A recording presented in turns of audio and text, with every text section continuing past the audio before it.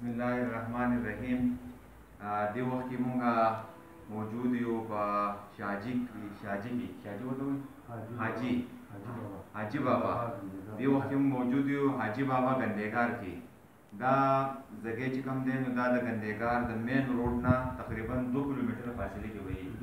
2 کیلومتره فاصله کې دلته د حاجي بابا چې دا مزار دی. دا یو خبر دی که دوه دي؟ دا بل څوک دی؟ بیبي ده. دا یو د حاجي بابا خبر دی او دا بل بیبي ده. نو حاجي بابا څوک و؟ دا تاسو ته پته ده چې دا د میاګانو د سیدانو د ګندهګار د کوز کاټن د مالو باندې د میاګانو د سیدانو چې دی نو نیکه دی. دغه شان دی په خپله د کوز کاټن سره زموږ تعلق دی هغه میاګانو سره.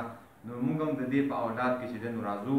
نو دا یو د الله ولی انسانو، ډېر نیک انسانو او د دین کار یې کړی، د دین خدمت یې کړی دی او د هغې بچي و. نن د هغې نه چې دی نو د اولاد خور دی په دنیا کې موجود دي چې په سیدانو میاګانو باندې چې دی نو یادېږي او د دین کار کوي، تبلیغ کوي، دعوت تبلیغ کوي.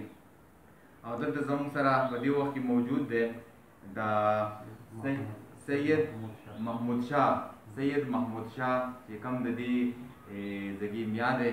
نو موږ به د هغې نه هم چې دی نو تپوس کوو. دې خوا تاسو راوړئ نږدې دا کیمره چې د حاجي بابا په باره کې چې دی نو دوی موږ ته څه ووایي. تاسو موږ ته دا ووایئ چې حاجي بابا چې کوم یادېږي چې دا مشهور یو بزرګ انسان ولي الله تېر شوی دی. د دې په باره کې تاسو ته څه معلومات دي؟ ستاسو پلار نیکه تاسو ته څه ویلي؟ ستاسو خو به نه یاد شي.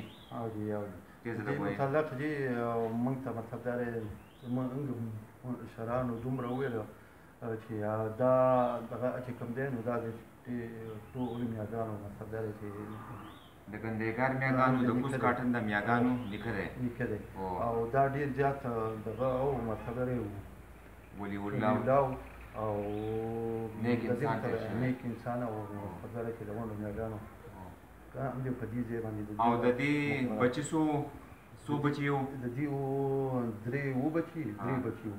نو د هغوی بیا وروسته لکه زما سره ټول هر څه د هغې سره کور کې دوی ووایي چې زموږ سره د حاجي بابا اولاد هم و، بچي هم وو. دوی ووایي چې زما سره به تاسو کور ته ځئ هلته زما سره پوره شجر نسب چې دی نو هغه موجود دی. هغه به چې دی نو زه تاسو ته ښیم. نو دا فلحال موږ تاسو ته د حاجي بابا چې دی نو دا مزار او دا قبر وښو. موږ دې ته ونیسه. موږ د الله نه چې دی نو دعا کوو چې الله دې په دې باندې رحم وکړي او الله دې په دې باندې کرم وکړي او الله دې د دې د آخرت دا سفر چې دی نو دا دې اسان کړي او الله دې د دې اولاد لم چې دی نو د دین د دعوت د دین د تبلیغ چې دی نو توفیق ورکړي چې هغه تاسو ته پته ده دا ډېر نیک خاندان دی، ډېر اوچت خاندان دی. د نبي علیه صلات وسلام چې کومه اولاد دی فاطمه بیبي او د هغې چې کومه اولاد دی حسن حسین، د هغې په اولاد کې چې دی نو دا راځي او د نبي علیه السلام چې دی نو حسن حسین ویلي د هغه په باره کې ویلي دا زما اولاد دی، دا د علي رضی الله تعالی عنه اولاد نه دی بلکې دا زما اولاد دی. نو دا ډېر اوچت اولاد دی.